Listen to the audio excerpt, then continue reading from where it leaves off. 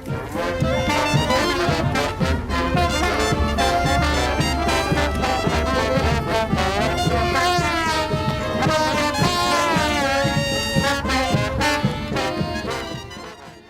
have a special guest. I think actually I should say hello. Hi, it's James from the Hotspur Way podcast. This is the all serious Tottenham Hotspur podcast, and we're talking about all things Tottenham Hotspur. With me, I have Rayan, who is part of the... Actually, Rayan, do you want to tell us which podcast you're on? Hello everyone, I'm Rayan. I'm from Bavarian Podcast Works. We cover everything Bayern Munich and the German national team has to offer. Boo! Sorry. And we have Perchy. Hi mate, how are you? Yeah, good mate. How you doing? All good. In Cyprus at the moment, and it is boiling. It is at the moment 8:10 in the evening, and it's 39 degrees. There is no sun, and it's 39 degrees. So we're rivaling Dubai right now. Nice. Anyway, because people haven't tuned in to listen to the weather, especially in Cyprus, what we're going to do is we're going to batter Rayan for the next 10 minutes. I'm joking, Rayan, we're not going to batter you. But what we do want to know is, how much do you want Harry Kane and how much are you prepared to put on the table for him? Well, if I'm being honest, I'm not sure I'm ready to put 100 million euros down for a 30-year-old who has a contract expiring next year, but it seems the board is very ready to do that, and it's not my pocket money, so I'm all for it. Can you ask them just to go away? Can you send them a postcard and say, fuck off? Just go buy Lewandowski back or something. I mean, look, it's tempting, but no. I need to ask a question, right? So I've got a lot of questions.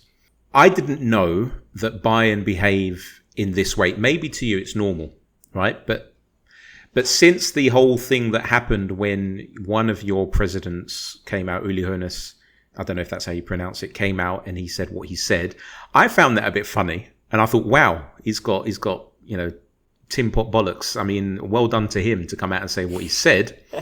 But then you even had someone from Bild, which is a tabloid, fly all the way out to Thailand. It was in Thailand, right? I think it was, yeah. And I believe it was, yeah. Yeah, and put on a bit of a circus show.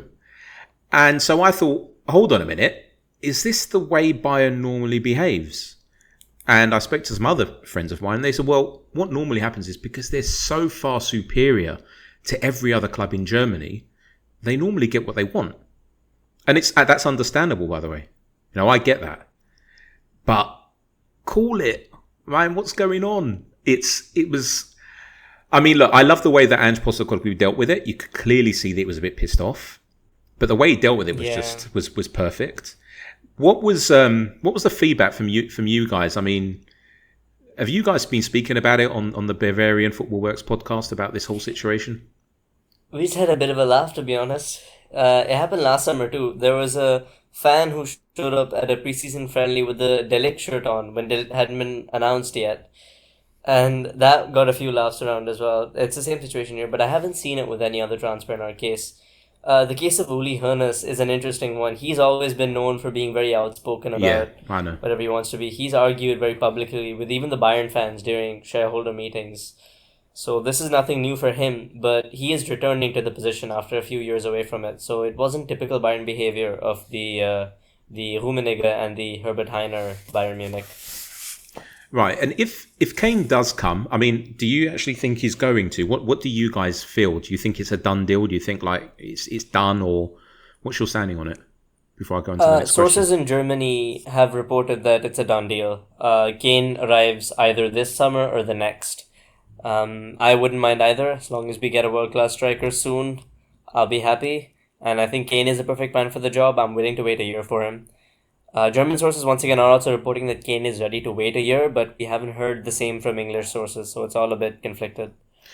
All right, so look, I can see him coming at the end of this season that's coming now, the 23-24 season, but I don't think Daniel Levy got the memo where apparently he's on his way to you guys. And I don't know him personally, but from seeing how he's behaved in the past, Manchester United won't do business, not with Tottenham Hotspur, with Daniel Levy, because of the way he is. And so Bayern Munich have ticked everything on the to-do list, on the how to piss off Daniel Levy to-do list. Do you know what I mean? And it's interesting, to say the least. Well, the thing is, United and Bayern have very different kinds of owners. Well, the Bayern don't have any owners, but the people in charge of transfers like Uli Hoeneß, Karl-Heinz Rummenigge, Jan-Christian Driesen, these guys are all very strong-minded people. They're not people who back down from someone like Daniel Levy. If I had to pick one person who could probably go in a battle of egos with Daniel Levy and come out on top, it would be Uli Hoeneß. He is so sure of himself, and he's always willing to go headfirst in things like these, and he cares so much about the club. It's not a case of something like the Glazers with United, where they are from the off not willing to spend a lot of money and not willing to go into hard negotiations. It's a very different situation between the two clubs. Yeah, but you see, that's why I think Daniel Levy wins, because Daniel Levy doesn't care about Tottenham Hotspur. Perchy, over to you, mate. See, I've got this thought with the whole Kane to Bayern Munich thing. I think I agree with everything that's been said. I think this is the first time Bayern Munich have had to come across someone as stubborn as Daniel Levy when it comes to negotiating. I think we can all probably agree on that. I just sit back and I think this is a conflict of valuation, and I think probably we all agree. But I mean it in the sense of what it actually means. I think with Bayern Munich, because everyone sort of said to me, the first bid from Bayern Munich was about £68 million. It was 80 million euros, 75 million euros, whatever it was. Less than that, mate. I think it was 70 million. Yeah, euros. it was 70 million euros. It was 60-something million pounds, which is peanuts. 60 million pounds. Well, it is. But the thing is what you've got to remember here, and Rayan will probably sort of vouch in this sort of things. I think it's all the valuation side of things is very different for Tottenham. Tottenham fans and Tottenham in itself. He's almost irreplaceable, but you've got a player with 1 year left on his contract. So for Tottenham, he is worth 120 million. Because the way you've got to look at it and go, the way that I always will delve with this and sort of go, 120 million pound for Tottenham doesn't buy you a Harry Kane. I don't think we're going to buy another Harry Kane. We can't. It's just, we've got to be sensible here. I think the argument with this all, for me, and I'll stand by this, is that for Bayern Munich, he's worth about 80 million euros, give or take. I mean, they'll go on lower, but because Bayern Munich know that if they're struggling that badly, they'll go and get somebody else. And they can wait a year to get him for nothing. So my theory is, I've been delving on this, and people sort of go, it's mad for the Bayern Munich. Bayern Munich are just being disrespectful. No, I think they're not. I think they're sitting there going, do you know what? We're not as desperate to sign him as Spurs are to keep him. In fact, if you kind of get my theory with that, and because if I was Bayern Munich, I'd sit back and go, oh well, do you know what? I'll wait a year. We'll sign someone on loan to the end of the season as a stopgap for the year. We'll probably go and win the league anyway. We do it every year. And then we'll get Harry Kane for absolutely diddly squat. And, I mean, is that worse? I mean, do we want Harry Kane to go for nothing? So I've got 2 points to have a bit of a go at you on. Number 1, disrespect. I'll read to you what Google says. A lack of respect or courtesy. So the first thing is they haven't done what you've said. They haven't said, well, we'll keep this private, and Daniel Levy, Tottenham Hotspur, how much are you willing to let him go for? And Levy's gone back to them, given them a price, and they said, okay, you know what, it's too much for us. We're going to wait a year. And, good luck to us. If he doesn't sign, then with you guys, then we'll get him on a free. Thank you very much. They shake hands and go on their way. That hasn't happened. There has been a complete lack of disrespect, or a complete lack of respect. Do you understand what I mean? It's complete and utter that the way that they have acted. On that, do you know what it is? Is on that part, I get what you're saying. I get what you're trying to say here. But I think with Bayern Munich, and Ram, you might be, but I think you're better off with the German media in the sense of it, and it'll be good to get your take on this. As you mentioned, I think Ram, you mentioned earlier, Bayern Munich think they've got this done. So I think that it's like a game of poker here, where at the moment they've probably got 2 queens in their hand. At the moment, Tottenham are carrying a pair of 9s, really, at the moment. I'll give you another analogy. So what's happened? Bayern Munich are holding. They're holding 4 aces. Unfortunately, they're not sat at the same poker table as Daniel Levy. And that's the problem. And I think sorry to interject, but I think what happened was, yes, did they meet with the Kane family and all of his entourage and thrash things out? 100%, of course they did. That's how football works. It's a business. Yep. Okay, 100% did they. But you know what? Charlie, or his dad, I can't remember his dad's name, Mr. Kane, Mr. Senior Kane, probably said to them, you know what? You've got this little guy over on the high road of Tottenham who he won't budge unless you really put the ball out. And they've come around. I'm not going to do a German accent. Ryan, you can do it. No. Oh, I'll try and do a German accent. No, don't worry. No, I'm not going to do a German accent. Don't worry about it. We'll get this across the line. We're Bayern Munich. We know how to deal with things. And they came in with an offer of 62 million pounds, 63 million pounds, 70 million euros. And I guarantee at that point, why was Kane still smiling and whatever on the training ground? Because him and his family are they've done a facepalm and gone, we did tell him, right? We did tell him who they're dealing with. Yeah, we did. What's 70 million? What? But even City offer 75 million pounds. And I think that's the problem here. And so then I think it's been a bit of a shock to Uli Hoeneß and Bayern as a board, where they've gone, but you're willing to lose him for nothing? And we'll get on to Joe Lewis and the rumours that are going on about that now. I don't know if you know, Rayan, about Joe Lewis. He's the majority shareholder. He's in the Bahamas and Patagonia in Argentina. He's a multi-billionaire. And basically, I'll talk about that now, actually. The rumours are, if you are to believe some of the newspapers, that every now and then he steps in. Rayan, we have never heard the man talk. Just so you understand, we have never since the year. So we're talking since the year 2001, where he bought the majority shareholding of the club. Actually, it was the majority shareholding, and then in 2006 or 7, they actually then they did a share reversal, and I can't remember what they call it, but they then took over the club completely. Right? We have never heard him talk. But there are rumours that on some occasions he does put his foot down. This man is in his 80s, Rayan. He's very old. His daughter now is looking after his interests. And apparently, from the Lewis family, they've said, Daniel Levy, you either you give him a deadline to sign, this is Harry Kane we're talking about, to sign a contract, or you sell him for this price. I believe those rumours to be true. And I'll tell you why. I'm a business owner. I don't have any shareholders, thank God. Hopefully one day my company gets big enough and, I can do an IPO and I can answer to some shareholders. That'll be good and a bad thing, right?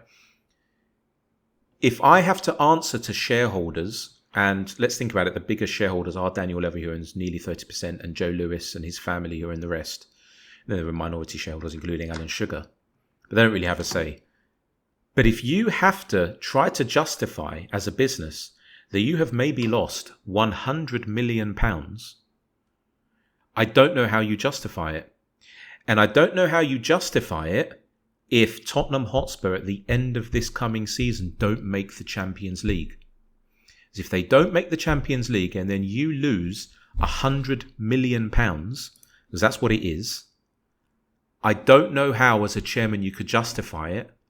And what I believe could happen is the Lewis family are actually looking out for Daniel Levy.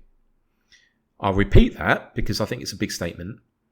God, I'm bigging myself up here, aren't I? I seem to be, I don't know, is everyone here talking? I seem to be talking to myself. Yeah. Oh, right, okay. Perch has muted himself. So, you understand how serious this is. No business, not even Apple, who are a multi-trillion-dollar company, can justify the loss of £100 million. They agree. Can't. And so I really believe in these rumours. I do believe that it's happened. And I'm just going to continue my little rant. I've been on the wonderful and amazing Filthy Shambles podcast with Spooky. And hopefully Spooky will be on soon on this show. And I can't wait. Ross was supposed to be on as well. He's been on that show. Hopefully he'll be on next week. Hope you're all right, Ross. And what I said when we were talking about Conte when he was here, Ryan, I'll let you come in a minute, but when we had Conte, I came out and I said, listen, Sunshine, if I'm the owner, if I'm Daniel Levy, I'm going to say, you sign this contract, Mr. Antonio Conte, or you're gone. This is your deadline. it would be super hypocritical of me, even though I would love, every fibre of me would love Harry Kane to stay. We have to give him the same deadline. We have to Agreed. say, this is the date, you sign it. If you don't sign it, then what's going to happen is we're going to wait for this amount to come in and you're going. And that's it. And then he can say, because he also holds 2 aces, let's say if we're holding the 2 aces, then he can say, well, it depends on the club. If Bayern Munich are offering 70 and that's the only club I want to go to because I don't want to soil my relationship with Tottenham. I love the club. I'm not going to go anywhere else and then I'll leave on a free next year. Then at least Tottenham have done their, not due diligence, but they've done their groundwork to say we did everything we could to sort out this £100 million asset. But then we go back to last season. How many times did you hear of leaks coming from the club that said Tottenham Hotspur had offered Harry Kane, or even after the Manchester City debacle, Tottenham Hotspur have offered Harry Kane a £400,000 or £350,000 a week contract? Personally, I heard none. I heard some ITK stuff. But you can always tell when the club leaks information. Okay, being in PR myself, you'll have journalists, I think I've said this on this show, you'll have journalists sort of repeating the same sentence. And that's when you know it's a leak from the club. We didn't have this. So yes, Daniel Levy, that is on you. That is on the board. Agreed. So does he have to go? This is such a difficult one. He has to. He has to because I don't think he's going to sign. Unless a miracle happens, and that is that we finish top of the league and we win a cup. Then I think he could stay. Purchase, do you want to say anything before I ask Rayan a question? Yeah, no, I think what you said there, James, absolutely bang on, mate. Absolutely bang on. I think we have to take the sentimentality out of it. And I think the beauty for me is I haven't been sentimental now with it. I've lost the sentimentality of Harry Kane is gone for me. Like, I think it went last year and I went, do you know what, this guy, I'm ready now to see Harry Kane go. I think I'm seeing a lot of people going, I'm not ready. I think he should have been ready after the Man City debacle. I think from that moment on, everyone should have been on red alert going, he's going to go at some point. We don't know when, but he will go. Whether we like it, whether we don't, whatever it is, what it is. I agree. I think you're right in the sense about the situation should have been sorted last year.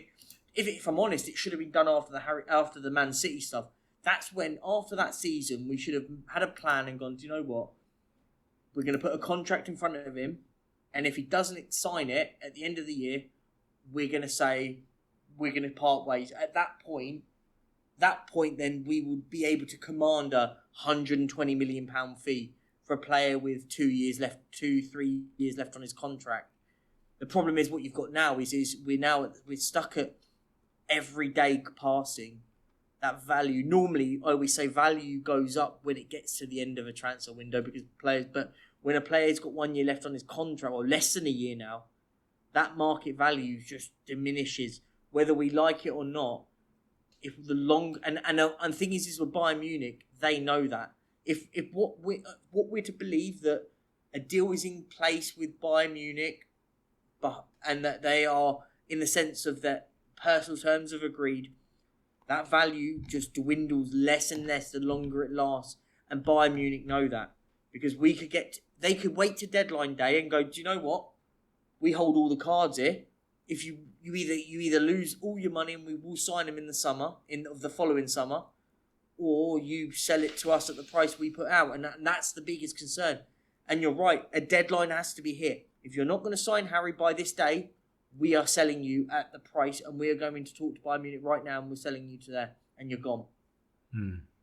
So, Ryan, the way that Tottenham look like they're going to be playing under Ange Postecoglou is that the centre forward, so Harry Kane, we're not going to be too reliant on him.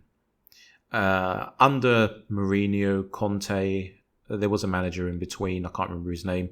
It was really a counter-attacking style of play, and we needed a focal point, and we needed Harry Kane to not just drop deep, but then to score the goal. So to be a number 10 and a number 9.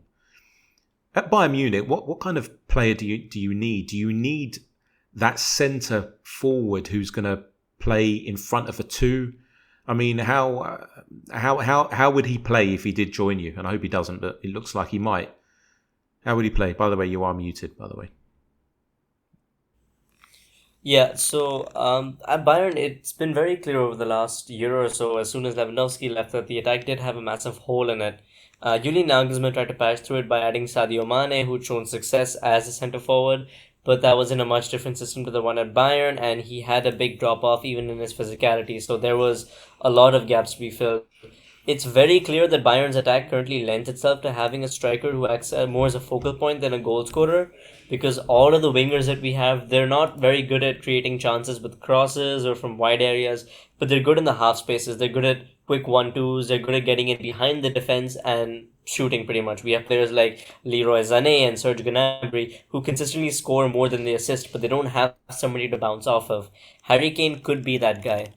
And even Ange Postecoglou's system seems to be shifting with the way that Spurs have been linked with Dusan Vlahovic, who is very much the opposite of what Harry Kane is. Harry Kane is a player who contributes to build-up, who drops back and supports the wingers. Dusan Vlahovic at Juventus has been very much the opposite of that. He sits on the last line of defense. He harasses the centre-backs in the press. He doesn't come back to link up play. He is the final link. He's there for the counters. And I think that's a very clear showcase of a change in systems. Even if you get someone like Jonathan David, he's a very similar player to Dusan Vlahovic. They're both physical specimens with not much to offer and build up. So in the end, I think Bayern definitely need Kane, and I think Postecoglou could do with a different kind of striker. So you guys could definitely reinvest well. It's not a case of a bad deal all around. To be honest, I haven't heard the Vlahovic shout, but what you just described, I know that we were linked with him 2 or 3 seasons ago when I think he was at Fiorentina, and then he went to Fiorentina. Yeah, I think he went to Juventus. Where did he go? He went to Juventus, I think. Yeah, he went to Juventus in January window. I don't think it worked out there, but I've never seen him play. Of course, I was so excited, I was like a little girl. Sorry, all you woke lot. When we were announced to sign this guy because he's got such a fancy name, blah blah. He must be good. But what you've just said sums up the Postecoglou system, where the main striker, his main role is to start the press, and then what you have is the wingers and the triangles, which are the 2 number 8s and maybe one of the 6s or one of the 6. What they do is they then follow up, and you just described the Ange Postecoglou striker down to a T. So I'm sort of a bit happier now, and I'm tired, and I'm sort of done with that whole Harry Kane situation. I'm not done with Harry Kane. You know, I hope he stays. I really do, and I hope he signs, and I hope he stays forever. I really thought that he wanted to stay and beat Alan Shearer's record. You know, with 47 goals to go, I thought that was it. I just believe that maybe what's happened is he says, "Look, I've only got a few seasons left. I need to win some trophies. I've won all my personal accolades." And at Bayern Munich, he will win trophies. I mean, how many trophies did you win last season, Ryan? We won, well, it was 1. Well, actually, no, 2. We won the Super Cup 2. Wow, So you say 2. you win so many trophies, you don't even know how many. See, we haven't won one since 2008. I actually don't know what it looks Yeah. like. I mean, you could give me a can of baked beans and I would think that was a cup for me. So he will win, definitely, I would say, at least 1 trophy, possibly 2, and he will have a good shout at maybe being in the quarter or semi-finals of the Champions League. And he knows this. He's not an idiot. You know, it's obvious to him. So, look, I think we should wrap this bit up. Percy, do you have anything else to say, mate, about Harry? Because I'm practically bored of it. Yeah, I mean, I agree with you. The Harry Kane saga just gets boring and boring every conversation. But listen, I'm one of those. I'm with if I take the Spurs hat off for 2 seconds, sit back and go, at least we can say Harry Kane's got ambition by going to try and win trophies. Listen, he could go to Bayern Munich and win the Champions League. He could be the catalyst that wins in the Champions League and gets them over the line. Do you know what? I think I'm in your camp though, mate. I just want it over and done with. I want it done. I don't really want to. I'm bored of the conversation. For me, the quicker it's done, the quicker we can get on and move on. And as you said, in the Postecoglou system, we aren't so reliant on one player scoring 30 goals. We just got to work out a system that we distribute those 30 goals on top of last season just to 3, 4, maybe even 5 players. Yeah, I can actually, Ryan, I can see Harry, even though it'll be his first season in the Bundesliga, I can see him getting 25 goals across all competitions. And then I think in this his second season, it's his first season. Remember, he's not a robot, right? He might go there. He might need some time to settle. You never know, right? But I think in his second season, if he starts to take off towards the end of this coming season, he's there. I can't believe I'm saying this, by the way. It's supposed to be a Spurs podcast, but in the season after, I can see him getting 40 plus goals. Ryan, what do you think? I don't think you can get 40. You have to have a Lewandowski level of ruthlessness in your finishing to get 40. And even he struggled to get there. You've not been watching. Yeah, you've not been watching, have you? He's got it. No, I know, but the play styles are different. That's the thing. Lewandowski is a ruthless scorer. He's third in the Champions League. He has a better goal-to-game ratio than Ronaldo and Messi in the Champions League. Harry Kane is a ridiculous finisher, but he's not quite Robert Lewandowski. Ryan, I'm gonna disagree. I tell you what. Yeah, me too. You give Harry Kane the quality at Bayern Munich that there is. Listen, let's make sure we talk it right. Bayern Munich have got an absolute elite football club. They've got. Here's the thing, right? All across the park. I hear about Harry Kane does it, man. He will you will love him. Trust me. I will love him. But I can see him getting a 30-goal, 10-assist season more than I can see him getting a 40-goal season. But the one thing I was just about, you've actually sort of said what I was going to say. The one thing I would say though, that what you're going to get that Harry Kane's going to massively benefit on at Bayern Munich than he has at Tottenham is the reliancy will not be on Harry Kane. The reliancy of dragging teams over the line. You won't get that at Bayern Munich. They do that anyway. What you will start seeing is he will be the sprinkle of dust on your team that takes you over the line. As I said, the one thing I always hear from Tottenham fans, and I hear a lot of it is, well, Harry Kane hasn't won us anything. He's part of the teams that haven't won, which is factually correct. I'm not sitting there disputing that. But Harry Kane seems to be the only player at Tottenham that at a remote moments will drag Spurs over the line in a league system. But yeah, listen, that's the best I'm going to say. But I think if he does go to Bayern Munich, obviously we're not sure yet, but I think it looks very likely. I think you've got a player there that will massively, massively help you. And as I said, I think he'll be much more comfortable. The reliance on Harry Kane to do well won't be there at Bayern Munich because Bayern Munich do well regardless. Well, it looks like the Hotspur Way the Hotspur Way podcast has sold Harry Kane. We have not received any commission. Rayan, you don't get any either. And damn, I know, mate. They get a striker. Well, you get a striker, and you get our best player. Yeah, you get to watch a world-class striker again. Did you just? Like it's been forever. Did you just say sick on my podcast? Oh God, I feel so old. Oh no. I'm so old. Yeah, I feel old as well. Right. Would it help you if I told you I finished my A levels 4 months ago? It wouldn't. Yeah, that makes me feel all the better, mate. Thanks. I'm an old man now.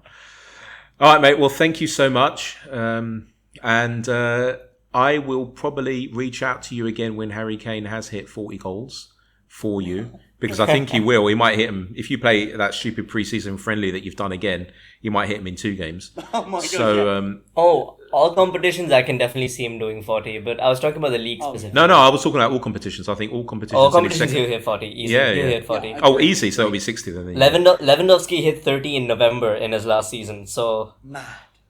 Oh dear. Yeah, it was insane. But he slowed down a lot in the second half because Bayern themselves slowed down. So the Bundesliga is not, I repeat, is not a farmers' league. All right, thank you, Ryan. Thank you so much. Harry Kane, off you go. I wish you the best of luck, mate. And thank you so much. Yeah, take care, mate. The Premier League point gap was way more than the Bundesliga's. All right. Well, listen, I'll ignore that. Me and Perch, you want to invite on your BMW podcast. Or no, Bavarian football. Yeah, we want on your on your Bavarian football works. Invite us along. Yeah, we want to be on, and you're welcome to. We can talk about how James Maddison's coming to Bayern next season or something. Shut up. See you later. Bye bye. He's about to go. Bye. Good, got rid of him. Look, we said that we're not going to really do ITK.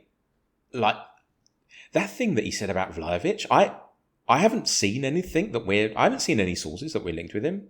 Look, I've seen very sporadic sources when I've seen it, like nothing concrete at all.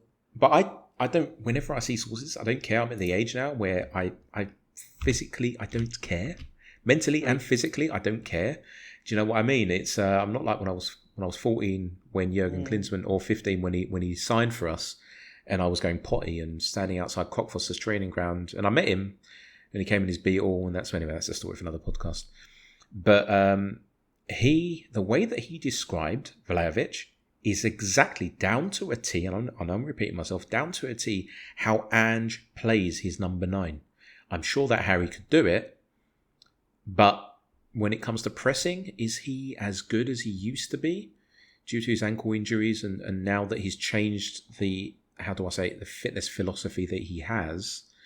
Maybe not, but I think that's interesting. You know, because I didn't hear about Vlahovic. I haven't heard him linked with us since he joined Juventus. So. I'd be amazed if we signed Vlahovic. I'll be honest. I'd be amazed. I think there'll be a big elite football club that will want to get hold of him. Are you saying that Tottenham Hotspur aren't a big elite football club? Is that? Have you come on here and you're saying that we're not a big elite? Is that what you've just said? I mean, you even own a YouTube channel that talks about Tottenham Hotspur, and you. I want you to make a video that says, by the way, guys, listen, I'm going to do a live stream for 24 hours, and in that 24 hours, I'm going to just repeat that Tottenham Hotspur aren't an elite football club. Oh, don't talk about 24-hour streams. That was all fun and games, and I'm sure it was. It was about to raise loads of money. That was the big thing for that. No, I'm happy for you. You raised more than you wanted to, which is awesome. So let's move on to point number 3 on the running order. In case our listeners have written this down, they're going, hold on a minute, but wasn't the Kane situation point number 1? No, as I'm reading it here, point number 1 was introductions. Then we have the Kane situation. Then we have Hojbjerg house hunting in Madrid. I think it's never happened before, someone actually reading the running order to the audience. Point number 4 is our CBs, that's centre-backs, are awesome. Number 5 is we've played too many preseason games, god damn it. So let's talk about point number 3, and over to you about Hojbjerg house hunting in Madrid. You live in Spain, which means that you know every single detail that happens in that country. Please tell us about the real estate agents that you've interviewed, and they've told you which houses he's looking at, and how many bedrooms is he actually looking for? Does it have a pool, and is it heated? I want to know this. I mean, let's be frank and honest, it's not heated. You don't need to waste your money on a heated swimming pool here in Spain. It's 32 degrees. But he is from Denmark. I mean, they're like heated pools, right? Maybe he might just go and get. No, I'm not going to heat one. What I'll do is I'll just have an outdoor one and an indoor one. Have two swimming pools. But on a serious note, when we're talking about Hojbjerg, listen, I think it's time to go. I think I've had this conversation with you on here many a time and just said, I think right now the best thing for him to do is to go. We can but the only big issue we've got is then if he goes, you've got to get someone else in. Whilst we're going to talk on the final topic, of course, which is obviously. But listen, I think it's the right time. The money's good, and you know what? You know when I always say all the time. I said, you know when players are just a good fit. Players are a good fit. Hojbjerg to Athletico Madrid is a match made in heaven. He will suit the style of play with Simeone. He will fit that club like a glove. And people go, he's going to a bigger club. Yeah, that's fair enough. But it's, when just some teams just seem to just match with a player, it fits like a glove, and that'll be the perfect team for him. Well, it matches with him because he's got another 6 midfielders behind him who can cover up any mistakes. In fact, when he's trying to land a plane, when he does all his hand waving gestures, you probably won't even notice it because the fans will be focused on the other 5 midfielders or 6 midfielders that are there. I think, you're right. It is the type of club where he'll thrive at. And to be honest with you, I don't really care when a player leaves Tottenham Hotspur. I don't care about them. Although I wasn't at the stadium, but I was watching it live when Bale scored that goal in the Copa del Rey. Is that right? When he ran off the pitch and ran back on again? One of the greatest goals I've seen. So I remember what happened there where I turned the TV on, and as soon as I sat down, he then got the ball. And it was just one of those things that sticks in my mind. So I was sort of cheering him on like, he's one of us. He's one of our own.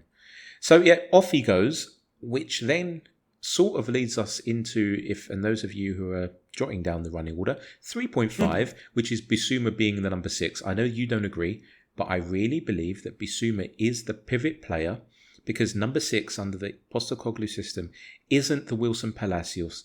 It's not the Roy Keane. It's the Michael Carrick role. And I'll explain what that means. They sit in front of the back four, but they do push on. And what they have to do is they have to turn around the ball as fast as possible. Now, you tell me that Bissouma can't do that, because I saw it at Brighton, didn't see it last season. Well done, Conte, you fucking mug, right? But we're sort of seeing it. I mean, we saw it in all of our preseason games so far, right? And I believe that he is the number 6. And I think that, I can see it, that him and Postecoglou have such a great relationship. Look at the guy smiling. Look how happy he is. Yeah, agreed. You know, it's not difficult to make someone in your workplace happy. And these two have clicked. And I think that what he said to him is, and I would love to speak to Postecoglou in Greek, right? So I'm not going to do an Australian accent, and say to him, Re, τι του έκαμες? Τι καταλάβες που τον Bissouma? Basically, I'm saying, what did you see in him? I've botched up the Greek, forget it, right? And I think that what he's done is he's seen that the guy, he plays the game 3 moves in his head before he's got the ball. Yeah. And he is the ideal player. Like Michael Carrick was that. Like Michael Carrick was so underrated. He would get the ball and he would thread a pass through. Same as Modric. He was what we call the pre-assist player. So before the assist, I mean, obviously that's what pre-assist means for dummies like me. That's what Bissouma's going to be. But if you noticed as well, he will go into the box. Because when we're pressing, he's not going to be back with the back four up. First of all, there's not going to be a back four on a halfway line. Under Conte and Mourinho, there was never a back four on our halfway line, was there? They were basically chatting to Hugo Lloris. The way that he plays is you have the inverted wing backs. If they're not part of the press, sometimes on one side they are, you will have one of the centre-backs pressing into midfield, the other one slightly sitting back on the halfway line, and the number 6 will be a number 8, because the 2 number 8s, one of them will be an 8.5 and the other one will be a 10. This is how his system is. So let's not think about, we can't have Bissouma as a 6. Of course we are. Of course we can, and I think we are. So I've won this argument, haven't I, Perchi? Well, I didn't get to speak. I mean, you can always win an argument when the other person doesn't speak. It's brilliant. And no, listen, I'm not too adverse. I love you loads, mate. Of course. No, your response should be, "I love you too." Can you say it? See, I'm sounding like Flav, actually. No, you are. You do sound a little bit like him. Yeah, no, sorry. You're a lovely bloke. Of course you are. Of course you are. And you love me. No, of course. Right, thank you. Still not. No, but the bit I want to say, like, I'm not too adverse in being a number 6. By the way, I just sit there and I go, I see him in that sort of number 8 role, that box to box, the energy that led. Whether he plays as a 6 or a number 8, really, to be honest, I don't care. He has to be one of the first names onto the team sheet. I think that's one we both agree on. He's one of the first names onto the team sheet because he's going to be the key in midfield, the massive key in midfield that unlocks a lot. And I'm going to be really, really excited with Bissouma this season.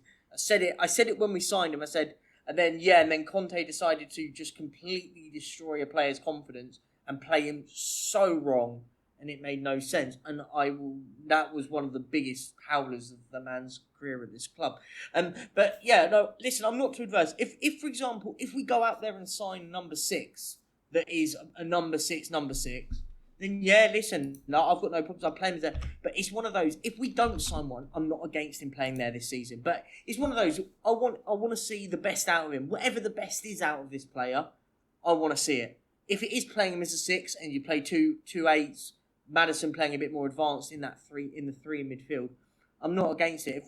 I said all along on the midfield 3, when Bentancur's back, you bring him back in and you've got Bissouma, Bentancur and Maddison, of course. And obviously before that, I want to see the likes of Pape Sarr getting a chance. So whatever the right role is, I don't mind it. As I said, I'm not against it. I'm not sitting there and debating that it should or shouldn't happen. I think at the moment I have no problems with it. But yeah, play him there and see if he plays. Let's just, for argument's sake, say we play 12, take 12 months and go, do you know what? Or even a few months up to January and go, fine, he's going to play in that position. And then we go, do you know what? This person's come on the market that can fit us perfectly in that role, and we can put Basuma a little further forward to help in the final third, then why not? Do you know what? You're kind of in a win-win situation there because you've got a player that can play both roles.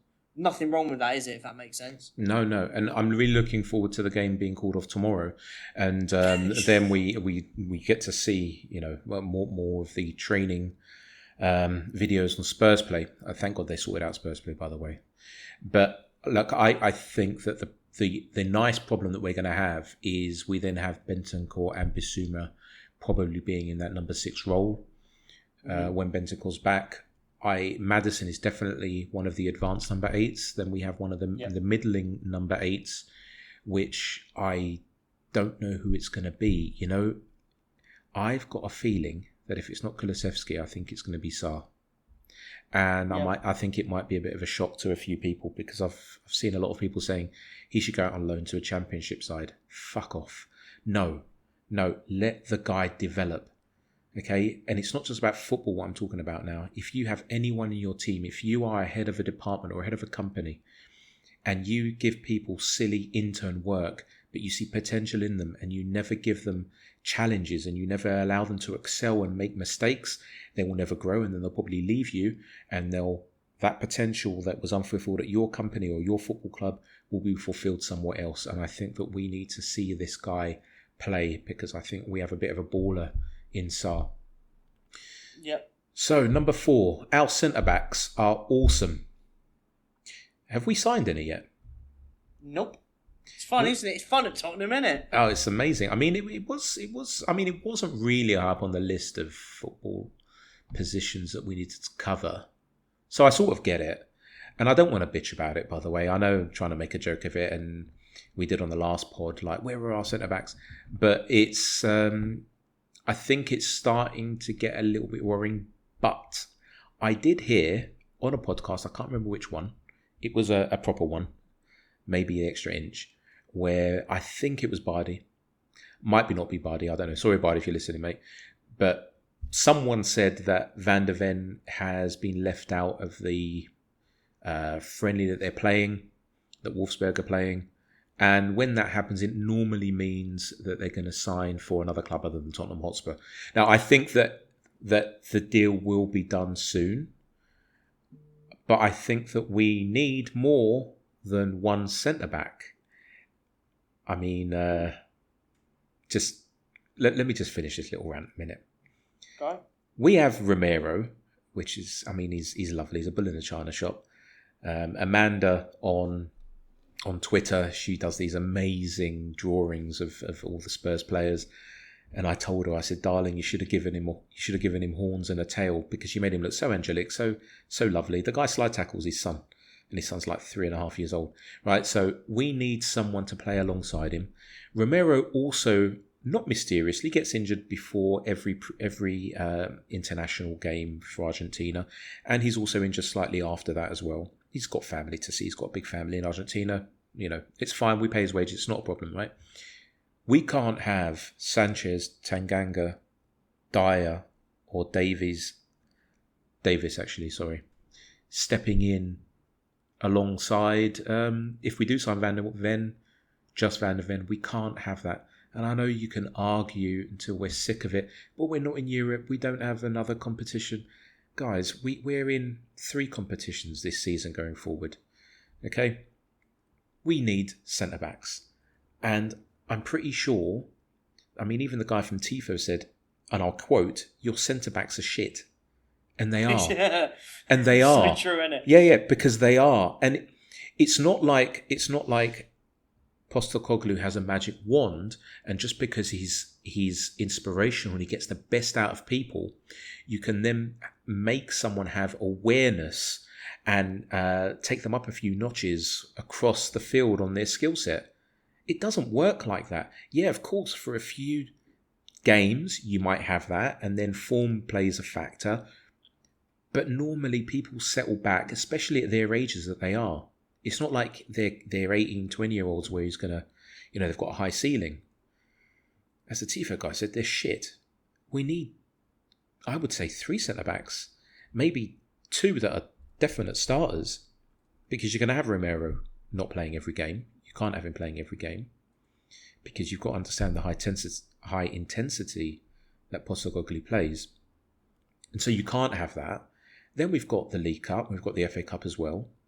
Okay, so I think that we need 3 centre-backs.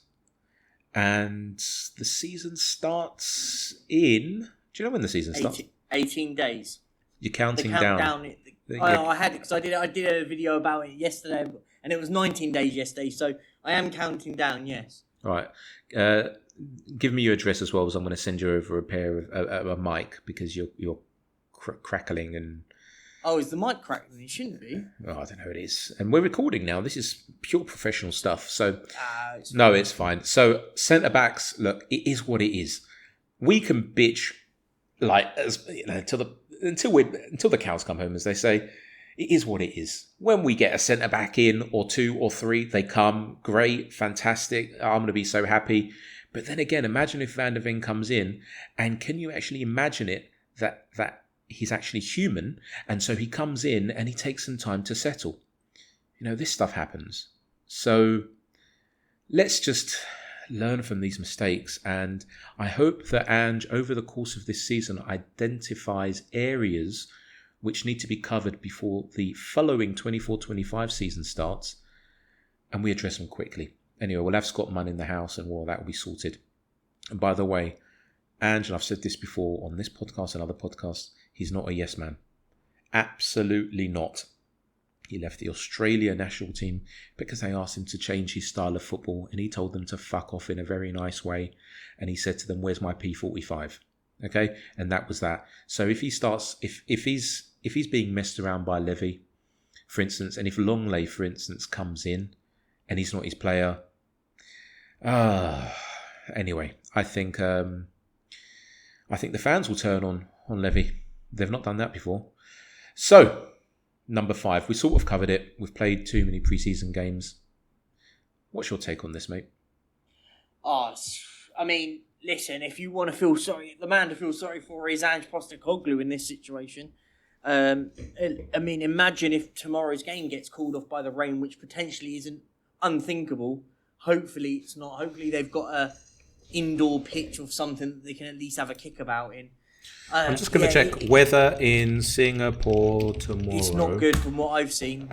Oh, it's torrential rain. 31 degrees, but torrential rain. It's not thunderstorming. Thank God Friday was. So it's good that we didn't book a friendly there.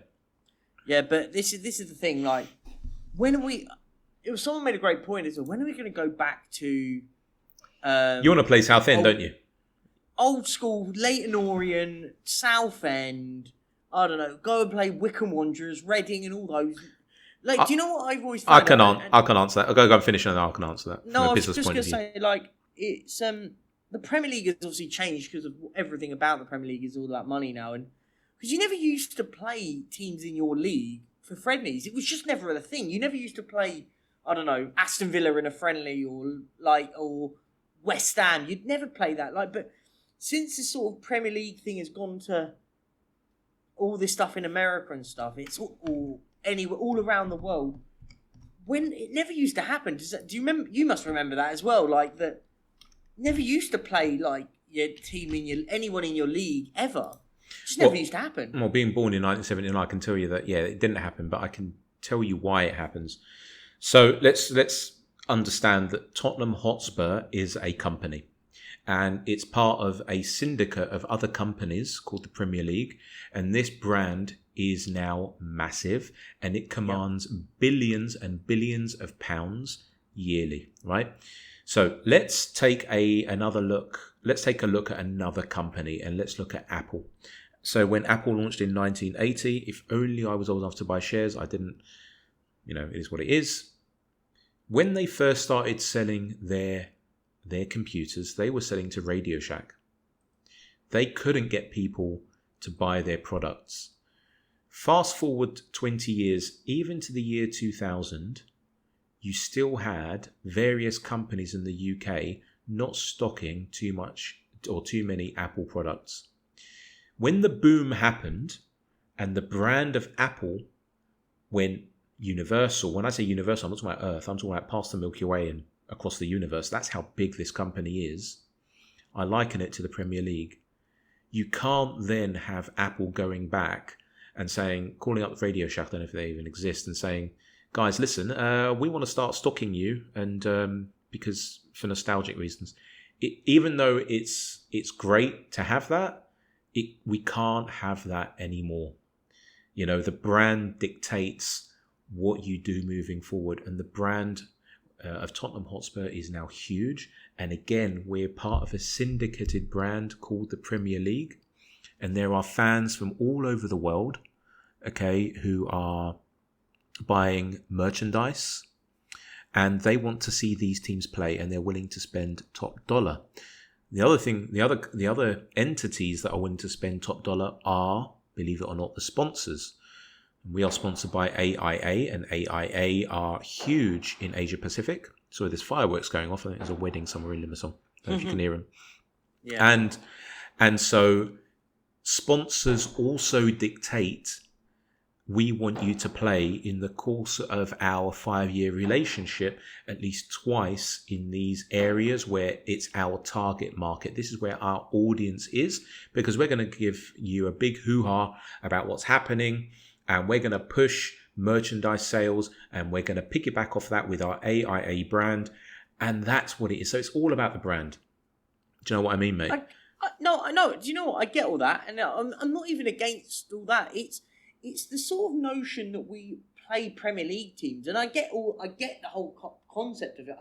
I'm not one of these. I'm not like... Well, we're not playing it. We're not... Oh, we did West Ham. Sorry. We play West Ham. I forgot West Ham were a Premier League team. But every year we see but I'm not just talking about Tottenham. I'm talking about everyone. Like, you've got Man United playing Arsenal, Chelsea playing Brighton. But you know what? I mean? Yeah, but I've just explained why. You weren't listening, were you? So the Premier League. If we didn't have the Premier League, then you would say Tottenham can play someone else. So I sound like I'm really coming across rude and bullying you. I'm not. I love you loads. Not at all. But it's because of the Premier League. That's the reason. It's because we are part of this syndicated brand, which is the Premier League. And I don't think that AIA said to Daniel Levy, listen, we want you to play West Ham. I really believe that what happened was other clubs who are far bigger than West Ham, and let's face it, there are at least 16 clubs in the Premier League who are bigger, didn't want or had their fixture schedule fulfilled already. And so we had to play a Premier League team. And I think that's what it was. That's what it just came down to. So that's what it is. If the Premier League wasn't so big, we wouldn't be doing these tours, and we don't have to be playing these teams, but like, get used to it. I believe that what probably will happen is that you might even have proper tournaments in pre-season. And I mean, if I'm let's say beIN Sports. beIN Sports are one of the biggest. They're in Qatar. I would love them as my client. If anyone's listening, come on, guys. And they are one of the biggest spenders on the Premier League when it comes to TV rights. Okay? Yep. Because Qatar realizes that through this, they then push their feed over all across the GCC. So that's Kuwait, Oman, Bahrain, Qatar, UAE, blah, blah, blah. And so if I am them, and I hope they're listening, what I would actually do if I'm them, as a fan, I hope they don't, but I think that what they're going to do is they're going to push the Premier League. They're going to say to them, listen, we will give you X amount more. We want you to push the Premier League season back. So probably the next rights are coming up this year, I believe. Push the Premier League season a bit back, because what we want to do is we want to have a mini Premier League tournament in a set of countries, which we're going to dictate to you which countries they are. Maybe Qatar, maybe across the GCC, because now they're all friends again. There's a big blockade with Qatar and Saudi and blah, blah. And so if I'm them, this is what I'm going to do. And I'm going to say, we want all 20 teams over here, and it's going to be a 2-week tournament. And this is what we're going to do. And to do that, we're going to give you an X amount. And the Premier League's going to say yes. Obviously, what happens at this point is that the clubs have to vote. So it's not up to the Premier League.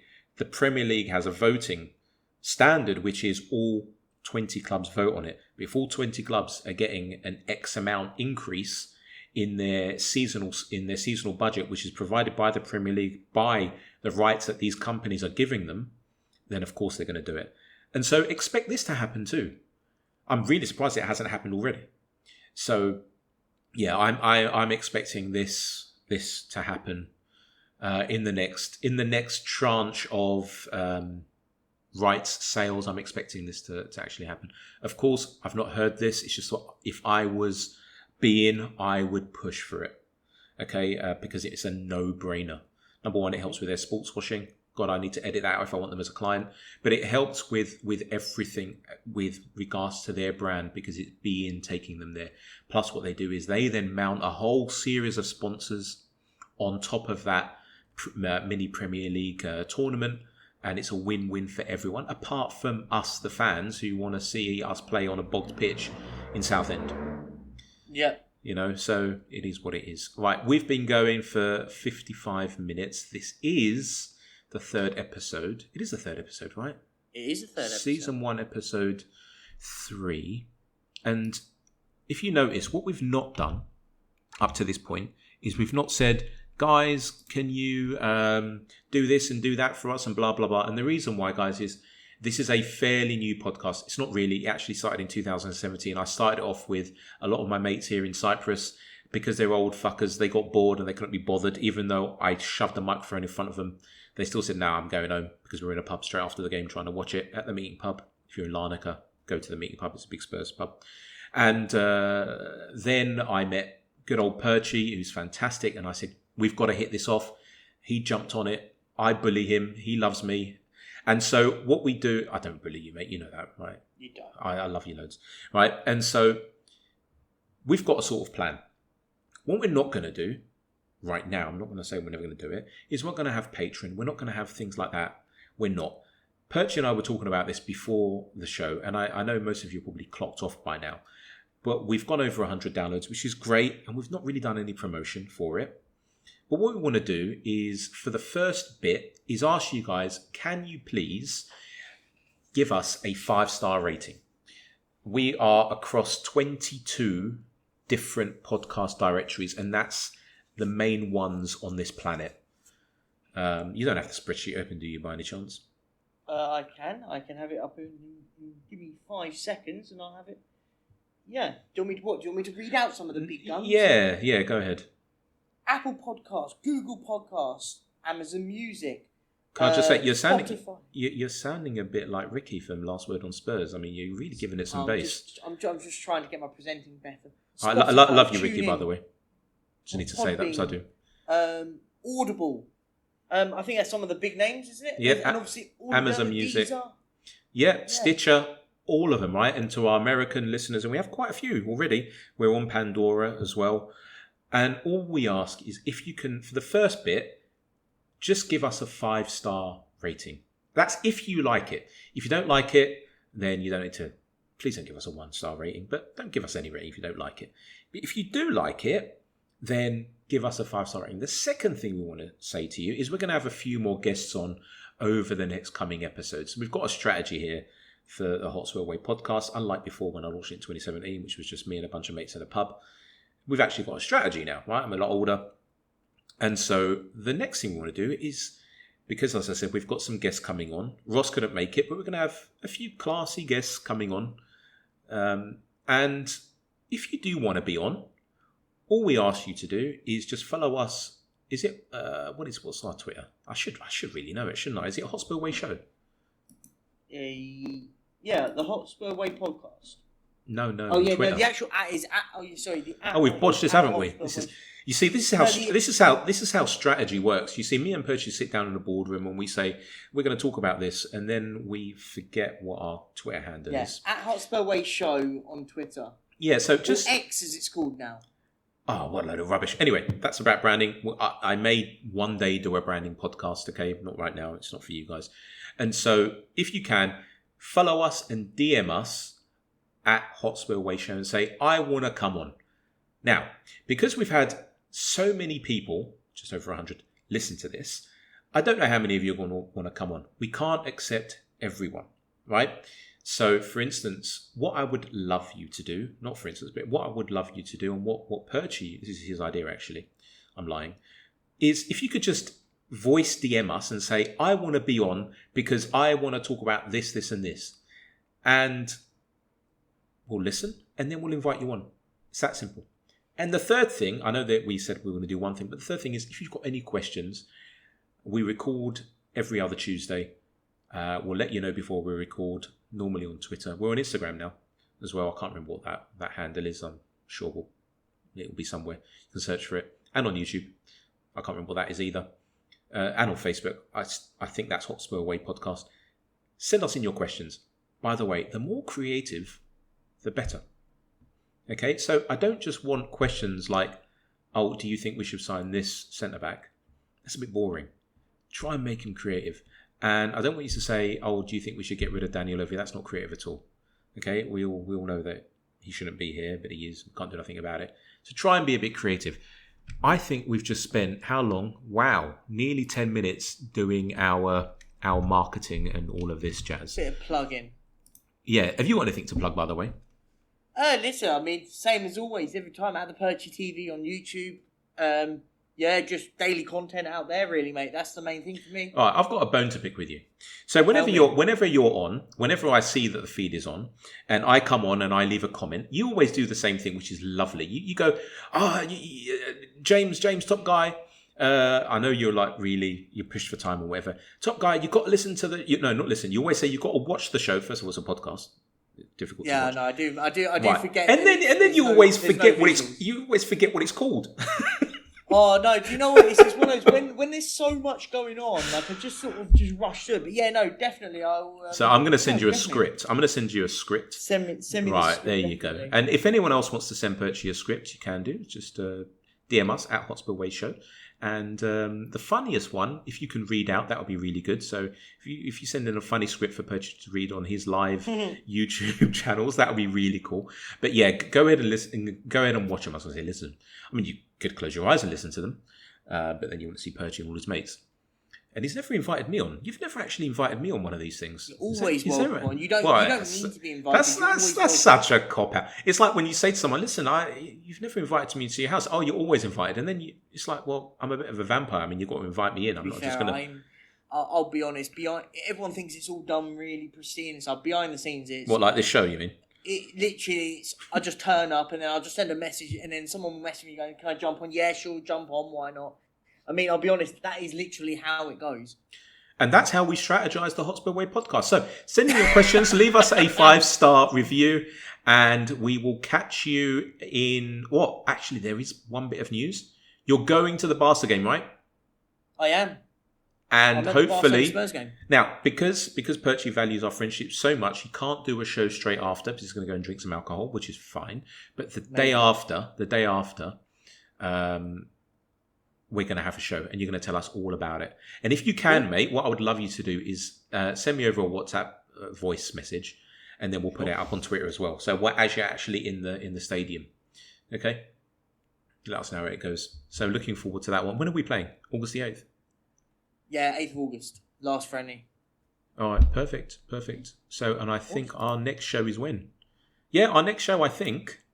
will be on the 8th of August. Well, it will be... we'll do it the day... Well, yeah, we'll do it the day after. 9th of August. Unless something happens catastrophic and maybe we have to do one before then. We've been going for over an hour now. Can't get my words out. Got to imagine me and Spooky when he comes on here. Two old guys not being able to get their words out, and then you'll have to control us, mate. That's what it's going to have to be. You have to tell people to watch the Hotspur Way podcast. Right, so thank you very much. It's been lovely having you again. And tell your friends about us. If you liked us, leave the 5-star review. Send us in your creative questions. We love you loads. Perch, see you later, mate. Take it easy. Cheers.